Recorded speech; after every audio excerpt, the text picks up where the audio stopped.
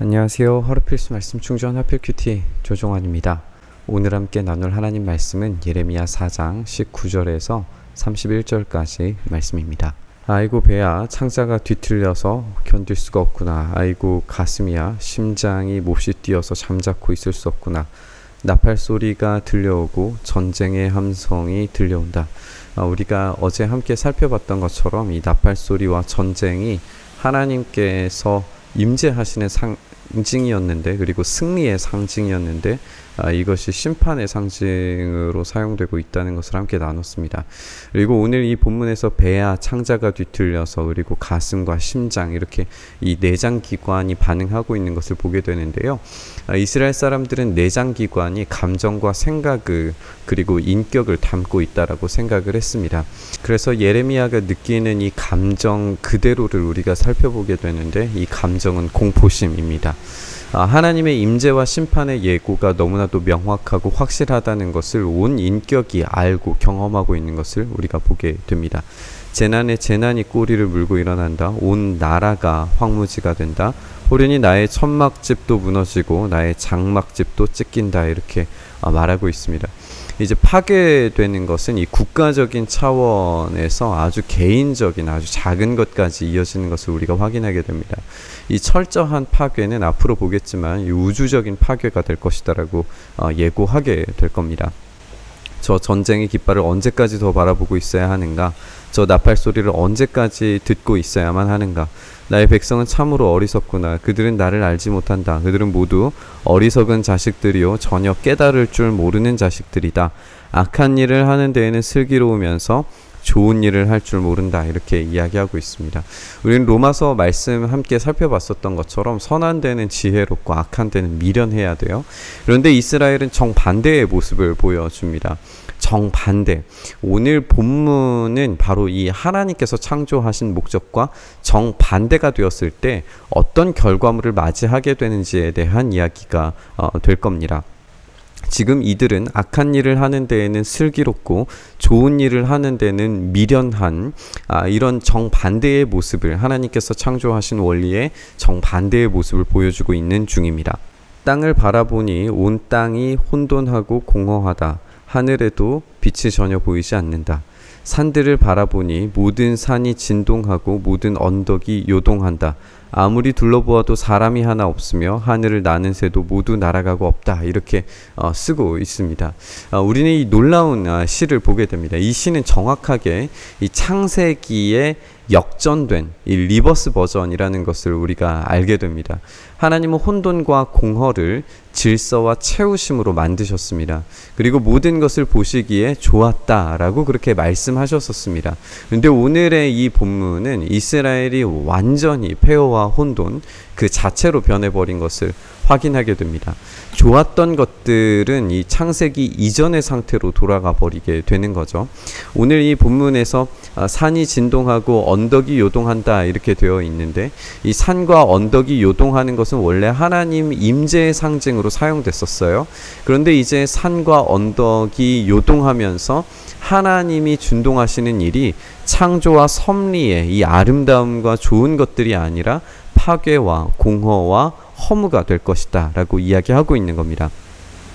둘러보니 옥토마다 황무지가 되고 이 땅의 모든 성읍이 주님 앞에서, 주님의 진노 앞에서 허물어졌다 이렇게 이야기하고 있습니다. 나 주가 말한다. 내가 온 땅을 황폐하게는 하여도 완전히 멸망시키지는 않겠다. 이 일 때문에 온 땅이 애곡하고 하늘이 어두워질 것이다. 나 주가 말하였으니 마음을 바꾸지 않고 취소하지 않겠다. 이렇게 말씀하십니다. 모든 것들이 다 허물어지고 사라져 갑니다. 아무것도 남지 않는 상태가 됩니다. 그런데 하나님은 이 온 땅을 황폐하게는 하셔도 완전히 멸망시키지는 않겠다 말씀하십니다. 이스라엘이 하나님 앞으로 돌아와야 하는 이유가 명확한 거예요. 하나님의 신실하심과 사랑은 결코 완전한 허무, 창세의 시작 이전으로 돌아가지는 않을 겁니다. 오히려 뽑고 제거하고 파괴시키시겠지만 새로 심으실 일을 하실 겁니다. 이 새로 심으실 일의 시작이 애곡과 어두움입니다.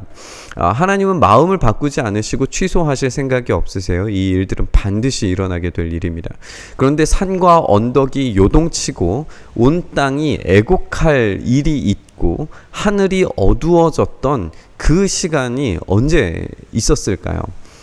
우리가 알기로 십자가, 바로 그때에 이 산과 언덕이 요동쳤고 바위가 터졌고 그리고 이 하늘이 어두워짐을 경험했고 하나님께서 완전히 외면하신 사건을 우리가 알고 있습니다. 그리고 이 일을 하나님께서 완전히 멸망시키지는 않겠다, 이 마음을 바꾸고 취소하지 않을 만큼 반드시 그 일을 이루고야 말겠다 하는 이 십자가 사건을 우리가 생각을 할 수 있게 되는 겁니다.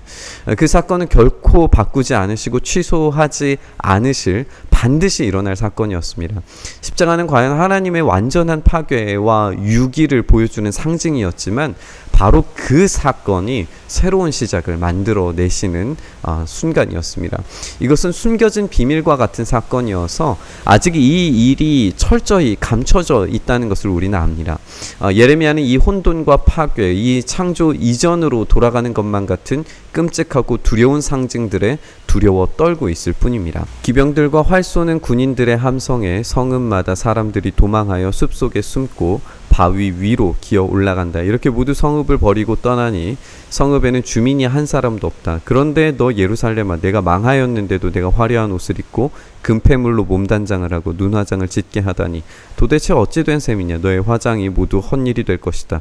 너의 연인들은 너를 경멸한다. 그들은 오직 너를 죽이려고만 한다. 하나님께서 경고하시는 메시지는 이어집니다.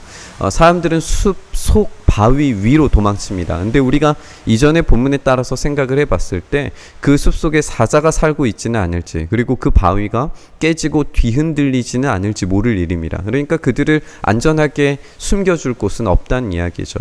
그런데도 불구하고 예루살렘은 정신을 차리지 못하고 있습니다. 그가 당할 이 임박한 진노의 순간에도 누군가에게 도움을 구할 요령으로 몸을 치장하고 마치 창녀처럼 누군가 자신을 사주기를 구하고 있는 모습을 우리가 보게 됩니다. 이 비참한 행태에 하나님은 혀를 내두르고 계십니다. 나는 해산한 여인의 이 진통 소리를 이미 들었다. 첫 아이를 낳는 여인처럼 신음하는 소리, 딸 시온이 몸부림치는 소리다. 딸 시온이 손을 휘저으며 신음하는 소리다. 이제 나는 망하였구나. 그들이 나를 죽이려고 달려든다 하는구나. 이제 예루살렘은 해산하는 여인처럼 진통합니다. 온 시온이 몸부림을 칩니다. 망했다, 죽이려 든다 라고 말합니다. 근데 우리는 계속해서 이 해산하는 여인의 진통소리라고 하는 심상을 가지고 이스라엘이 당하게 될 고통에 대해서 듣게 되겠지만 우리는 여기에서도 여전히 이 고통과 신음의 절규 뒤에 새로운 생명을 기대하게 됩니다. 그녀는 해산하는 존재가 되어서 새로운 생명을 맞이하게 될 겁니다.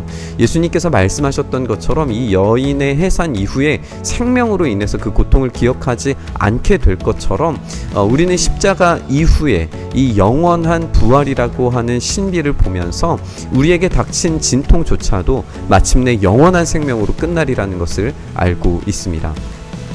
오늘 우리가 살펴본 이 우주적인 공허와 고통과 아픔은 다시금 그 공허와 허물을 질서와 체험으로 바꾸시는 하나님으로 인해서 극복될 것이라는 것을 우리는 알고 있습니다.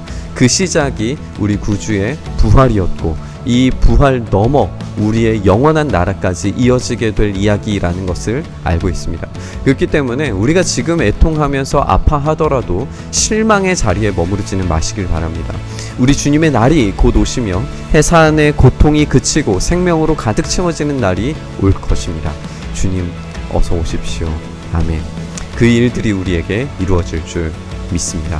오늘 본문 말씀 묵상하면서 이 역전된 비정상적인 상태에서 돌이켜서 다시금 하나님께서 원하시는 원래 창조의 목적과 모습대로 돌이켜지는 우리의 삶 될 수 있게 해달라고 함께 기도하시면서 묵상의 자리로 나아가시죠.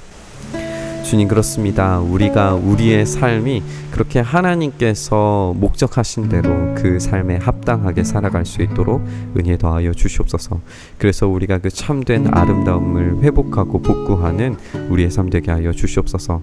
지금 이 해산의 고통 가운데 놓여져 있는 모습이라 할지라도 마침내 우리를 부활의 영광 새로운 창조물로 만드실 그 주님의 능력을 우리가 믿고 신뢰하오니 그 놀라운 능력으로 우리를 품으시고 그 놀라운 사랑으로 우리를 새롭게 하여 주시옵소서. 이 해산의 고통이 어서 그치게 하여 주시기를 간절히 바라고 소망하며 우리 주님 예수님 이름으로 기도드리옵나이다. 아멘.